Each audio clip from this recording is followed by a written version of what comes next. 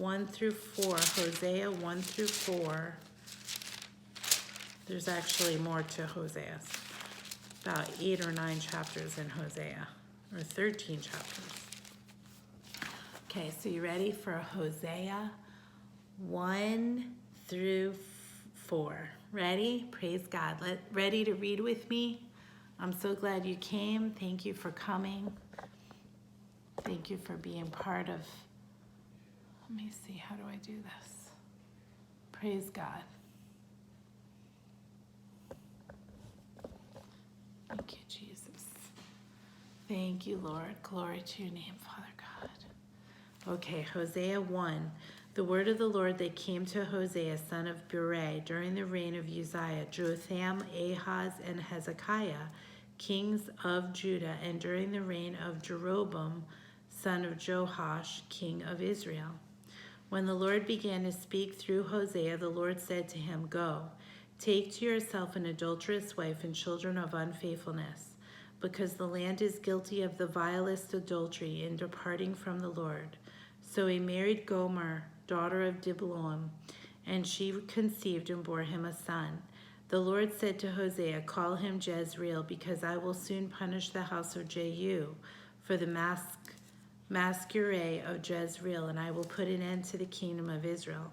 In that day I will break Israel's bow in the valley of Jezreel. Gomer conceived again and gave birth to a daughter. Then the Lord said to Hosea, Call her Lo Ramu, for I will no longer show love to the house of Israel, that I should at all forgive them. Yet I will show love to the house of Judah, and I will save them, not by bow, sword, or battle, or by horse and horsemen, but by the Lord their God. After she had weaned Lo Ramu, Gomer had another son. Then the Lord said, Call him Lo Ami, for you are not my people, and I am not your God. Yet the Israelites will be like the sand on the seashore, which cannot be measured or counted. In the place where it was said to them, You are not my people, they will be called sons of the living God. The people of Judah and the people of Israel will be reunited, and they will appoint one leader and will come up out of the land, for great will be the day of Jezreel. Back then, the names of the children were so important, and they spoke exactly what was going on, what the circumstance was, what was happening, what God was saying. And so now Hosea 2, Say to your brothers, my people, and of your sisters, my loved ones. Rebuke your mother, rebuke her, for she is not my wife, and I am not her husband. Let her remove the adulterous look from her face and the unfaithfulness from between her breasts. Otherwise I will strip her naked and make her as bare as on the day she was born. I will make her like a desert, turn her into a parched land.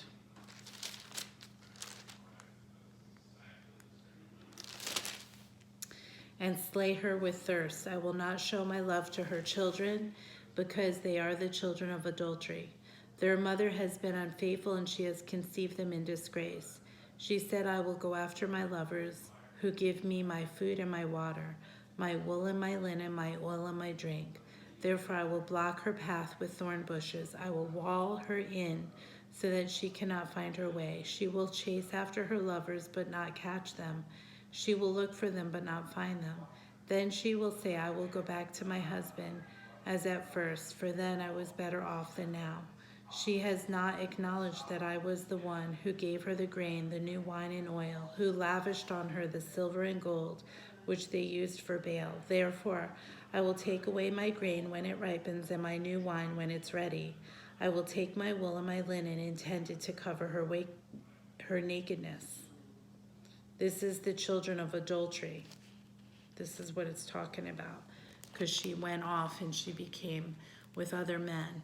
So now I will expose her lewdness before the eyes of her lovers. No one will take her out of my hands. I will stop all her celebrations, her early festivals, her new moons, her Sabbath days, all her appointed feasts. I will ruin her vines and her fig trees, which she said were her pay from her lovers. I will make them a thicket, and wild animals will devour them. I will punish her for the days she burned incense to Baal. She decked herself with rings and jewelry, went about her lovers. But me she forgot, declares the Lord. This is the way it is with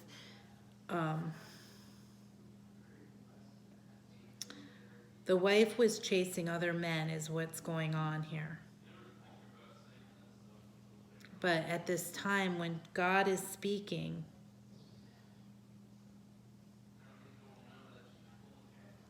he's talking about his bride, Israel. Therefore, I am now going to allure her. I will lead her into the desert and speak tenderly to her. There I will give her back to her vineyards. I will make the valley of Achor a door of hope. There she will sing as in the days of her youth, as in the days she came out of the Egypt. In that day, declares the Lord, you will call me my husband. You will no longer call me my master. I will remove the names of the Baals from your lips. No longer will their names be invoked. In that day I will make a covenant for them with the beasts of the fields and the birds of the air and the creatures that move along the ground. Bow and sword and battle I will abolish from the land, so that all may lay down in safety. I will betroth you to me forever. I will betroth you in righteousness and justice. This is the Lord speaking to his children. I will betroth you. First he's speaking to Israel, his chosen. Then he's speaking to us, the Gentiles. And then this is an example, and it's an example of a wife that left, but the husband was called to marry her and call her into himself and love her. And it's an example of God reaching to his children, to the Israelites, reaching to us, the Gentiles, loving us, bringing us to him. I will betroth you to me forever. I will betroth you in righteousness and justice, in love and compassion. I'll betroth you in faithfulness, and I will acknowledge the Lord. In that day I will respond, declares the Lord. I will respond to the skies, and they will respond to the earth, and the earth will respond to the grain and the new wine and oil. And they will respond to Jezreel, and I will plant her for myself in the land. I will show my love to the one I called, not my loved one. I will say to those called, not my people, you are my people. And they will say, you are my God. Then chapter 3, the Lord said to me, Hosea's reconciles with his wife. First, God calls Hosea to marry her. She winds up being an adulteress. And this is an example of what Israel did. They walked away from God. They pulled away and they did what they wanted to do. They wound up getting themselves, but God pulled them back in, and he wanted to pull them back in. So the Lord said, go, show your love to your wife again. Though she is loved by another and is an adulteress, love her as the Lord loves the Israelites. Though they turn to other gods and love the sacred raisin cakes. So I bought her, he actually bought her back for 15 shekels of silver and a homer and a ledek of barley. Then I told her, you are to live with me many days. You must not be a prostitute or be intimate with any man, or I will leave with you. I will live with you. For the Israelites will live many days without king or prince, without sacrifice or sacred stone, without ephod or idol. Afterwards, the Israelites will turn and seek the Lord their God and David their king. They will come trembling to the Lord and to the blessing in the last days. Chapter 4. So this is a real, true, touching thing. You are to live with me many days. You must not be a prostitute or be intimate with any man, and I will live with you. This is in the spirit realm and in the flesh, in the natural. God does everything in the spirit first, and then it comes into the natural. He's speaking spiritually to those who have walked away, pulled away, adulterous, pulled away from God's way and his will and his way for them. And they've gone after other gods and other things and wearied him, but he has called them back to himself. He says, I've longed to call you back. He loves his children, his Israelites, his Gentiles, the ones who love him. And he wants us to come back, and he woos us back. Well, then this is an allegory of a man going and getting married to a woman who was an adulteress, and he knew it. And God said, I want you to love her. And then she kept leaving, and he loved her back and loved her back and loved her back. And this is what is going on. Hosea's reconciliation with his wife. And now 4. Hear the word of the Lord, you Israelites. Hosea 4.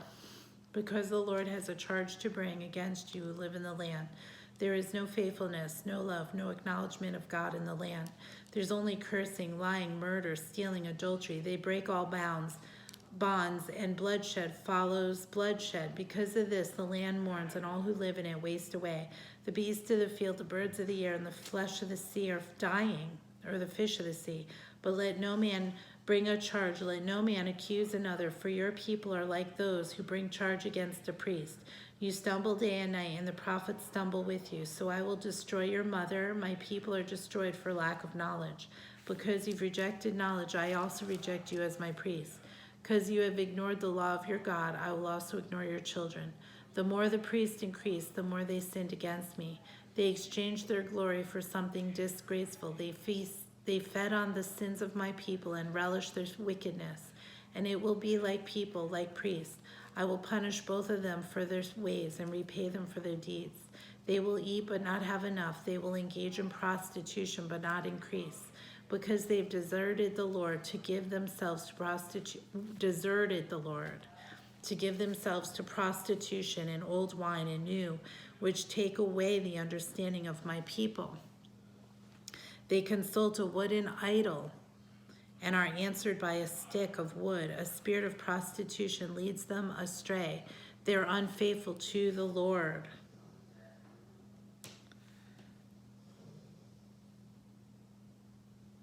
Instead of giving themselves to the Lord, they're giving themselves to other things.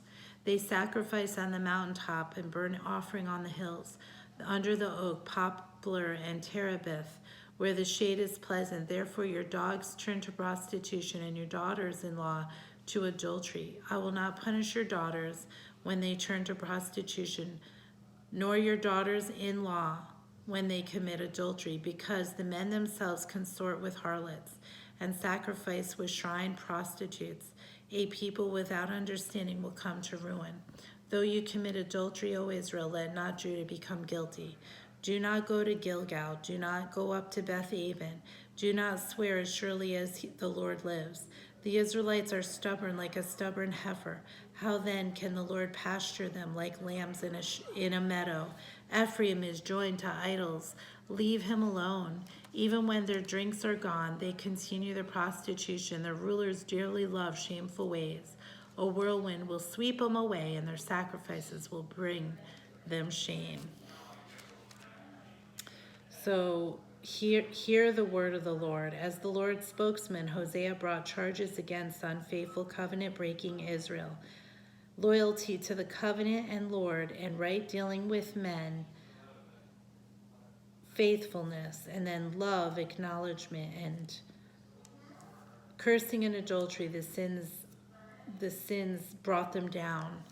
So this is what's happening. And now Revelation 8. Let's do Revelation 8. This is what's going on, and then judgment. The charges against Israel and judgment will come.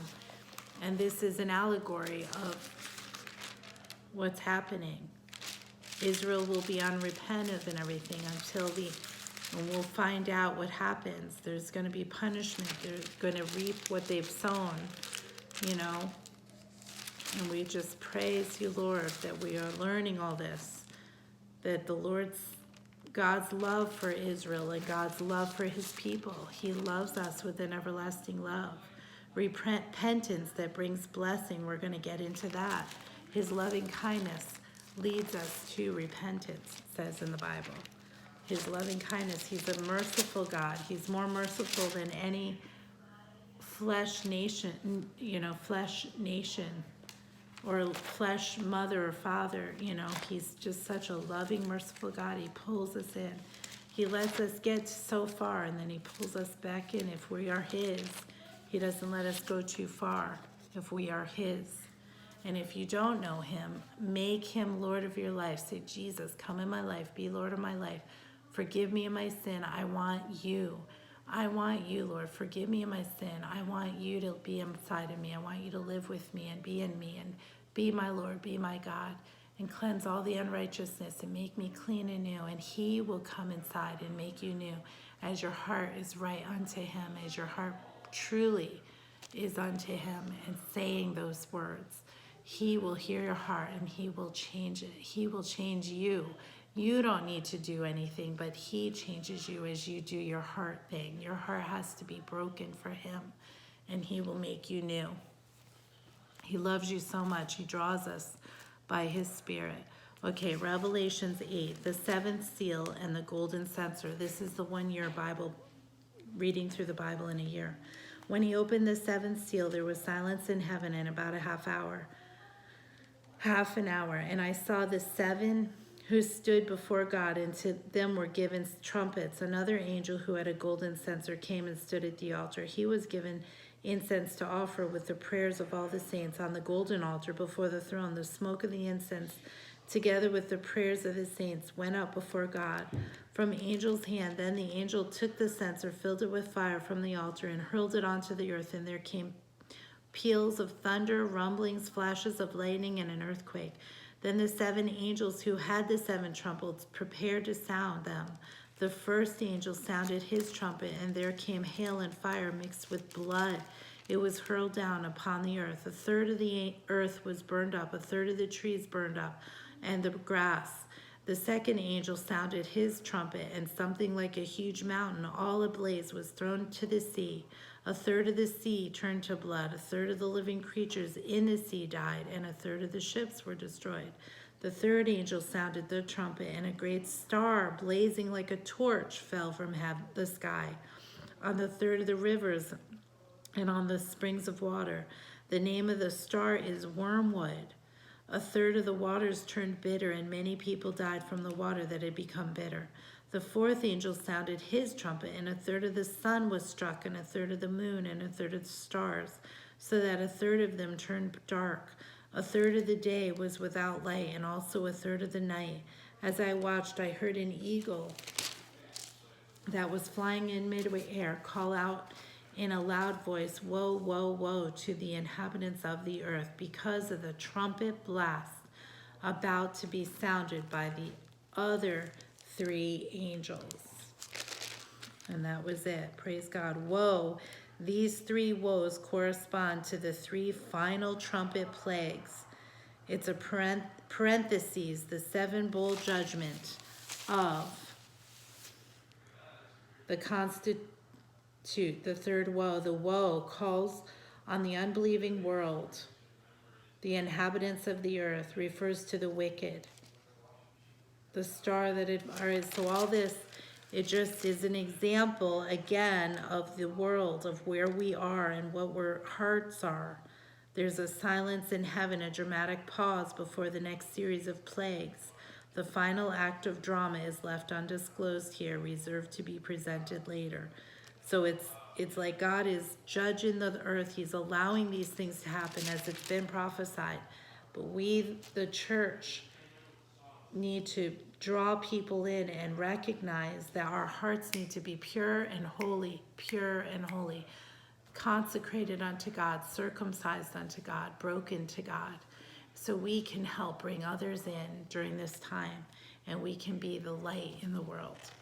So this is awesome. We're reading all this in a year, so if you can watch this every day, get on with me. We're reading the Word in a year, and it's just like God is showing us so much, and he's bringing light to so much stuff. So let your words be your way to victory, and remember to come and be with me on Porch In It tomorrow. Thank you for coming.